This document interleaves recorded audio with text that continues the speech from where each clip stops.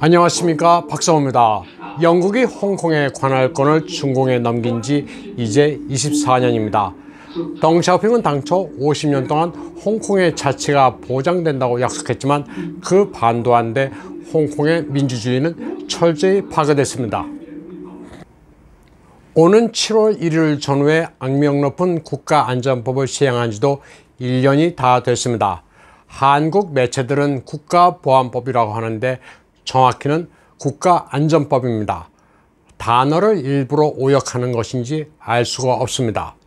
7월 1일 중국 공산당 창립 100주년을 앞두고 홍콩에서 발생한 가장 상징적인 사건은 애플데일리의 폐간입니다. 중국 공산당을 비판해온 자유언론 애플데일리가 종언을 고했습니다. 국가안전법 통과 이후 홍콩 경찰은 6월 17일 두 번째로 애플데일리 사옥에 들이닥쳤습니다.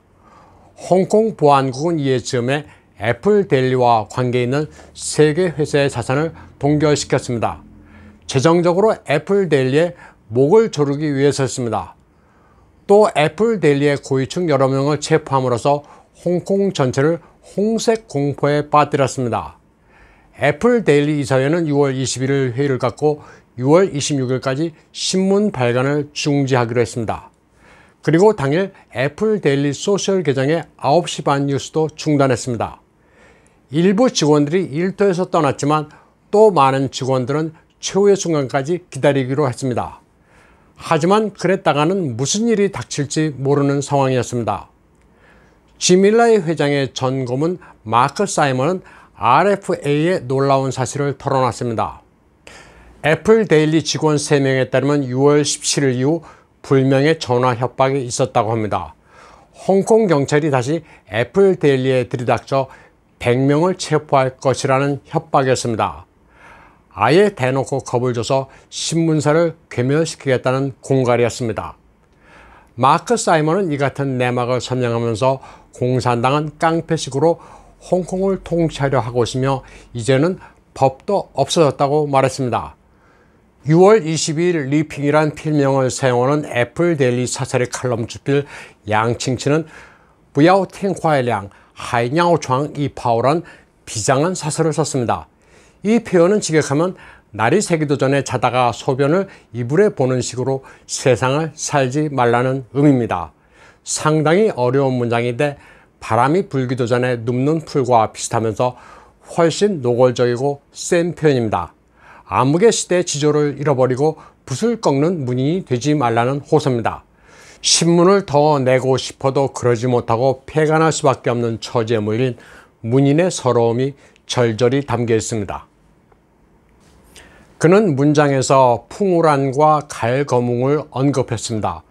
풍우란은 저명한 철학자로 국민당과 공산당 치하를 거쳤습니다. 그는 1934년 소련을 방문합니다. 그리고는 귀국해 소련 견문과 마르크스 철학을 강의합니다. 그러다 국민당에 잡혀 신문을 받자 곧바로 전향해 국민당을 위해 일합니다. 그런데 1949년 중공이 건국하자 다시 자발적으로 모택동에게 편지를 씁니다. 그리고 과거 국민당에는 봉건 철학에 대해 강의한 것뿐이고 스스로 자신을 개조해 막스주의를 학습했다면서 중공의 충성을 맹세합니다. 그러나 문혁 시기가 되자 초기에 풍우라는 외양간에 갇히게 됩니다.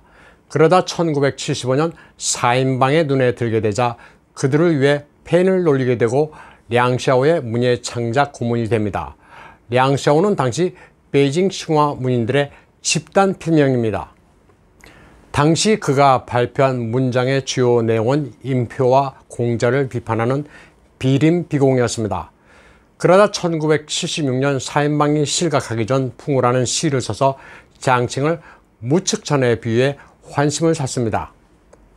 그러나 4인방은 결국 타도되고 량샤오란 필명으로 글을 쓰던 문인들은 청산 대상이 됩니다.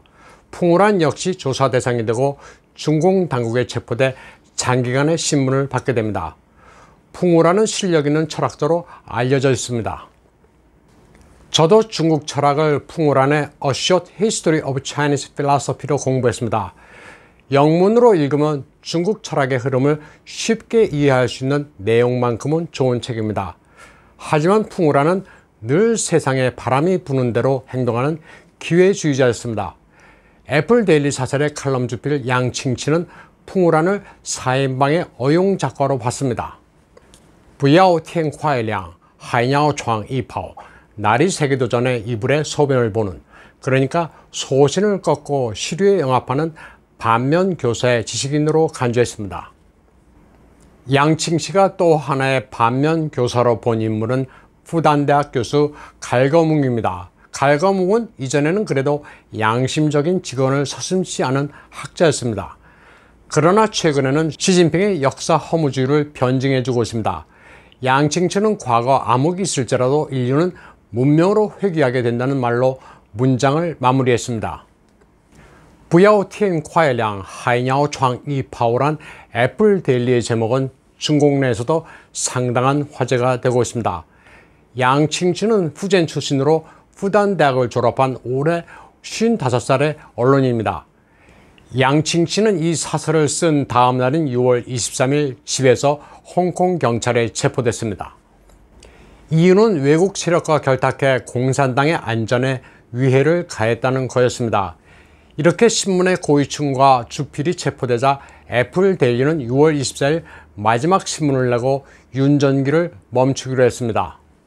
그리고 애플 데일리의 인터넷 홈페이지와 페이스북, 인스타그램, 유튜브 계정 역시 24일을 기해 모두 멈췄습니다. 24일 새벽 애플 데일리는 평소보다 10배 많은 100만 부의 종이신문을 인수했습니다. 홍콩 시민들은 이날 밤을 새워가며 줄을 서서 마지막 신문을 기다렸습니다. 홍콩 시내 곳곳에 신문 가판대는 시민들이 장사진을 이뤘습니다.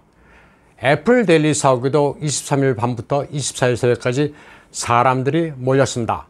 사옥 베란다에서 환하게 켜진 모바일폰 조명을 흔드는 직원들을 사옥 주변에서 응원했습니다. 사옥 내 애플 데일리 직원들은 글로리 투 홍콩을 열창했습니다. 애플 데일리의 마지막 신문 발행을 슬퍼하는 시민들은 묵묵히 눈물을 감췄습니다. 애플 데일리의 총편집장 린 원정은 사옥을 떠나면서 밖에 모인 시민들에게 감사를 표했습니다. 마지막 애플 데일리의 헤드라인은 홍콩인은 빗속에서 슬픈 이별을 고한다. 우리는 애플 데일리를 지지한다 였습니다. 애플 데일리는 1995년 6월 20일 창간됐습니다. 창간 사설 내용은 우리는 홍콩인이다. 우리는 홍콩인의 신문을 표방한다는 거였습니다. 2020년 국가안전법이 시행된 이후 홍콩인들의 자유는 서서히 압살당했습니다. 안전법이 도입되자마자 모터사이클에 광복 홍콩, 시대혁명이란 표식을 꽂고 달리던 23살의 탕잉재란 청년이 첫 번째 피고가 됐습니다. 죄명은 선동타인 분열 국가죄, 테러 활동죄였습니다. 7월 1일 중국 공산당 성립 100주년을 앞두고 베이징에서는 이상 기류도 감지되고 있습니다. 220대 버스로 3만으로 추산되는 병력을 냐오차오 올림픽 주 경기장으로 실어 날랐습니다. 천안문 부근의 가위 칼 상점도 공안의 비준을 받았습니다. 칼 매매는 실명제입니다. 중공중앙기율위는 며칠 전 90년 전 국민당에 투항한 고순장의 예를 들면서 배반자는 구족을 멸할 것이라고 경고했습니다. 그런데 6월 23일 공안부는 동징회가 중국 내에 있다면서 회의 사진 한 장을 공개했습니다. 중앙아시아 국가와 함께 중공이 맺고 있는 반테러 국제조직 상하이 협력기구 회의 사진입니다. 회의에는 공안부장 짜오커즈, 공안부부장 뚜항웨이, 그리고 국가안전부 부부장 동징웨이가 참석했습니다. 동징웨이의 투항은 아직 모든 게 베일에 쌓여 있습니다. 중공뿐 아니라 미국도 헌터와 조 바이든의 비밀 때문에 상당히 껄끄럽습니다. 동징회의에 대해서는 미국도 사실이 아니라고 밝히고 있습니다. 그러나 그 디테일에 대해서는 침묵하고 있습니다. 중공이나 미국이나 약속이라도 한 듯 서로 사실이 아니라고 주장하고 있습니다. 그러면서도 지금까지 구체적으로 나왔던 보도 내용은 무엇인지, 동정이가 아니라면 또 다른 어떤 인물이 존재하는지에 대해서도 전혀 밝히지 않고 있습니다. 오늘 방송은 여기까지 하겠습니다. 시청해주신 여러분 감사합니다.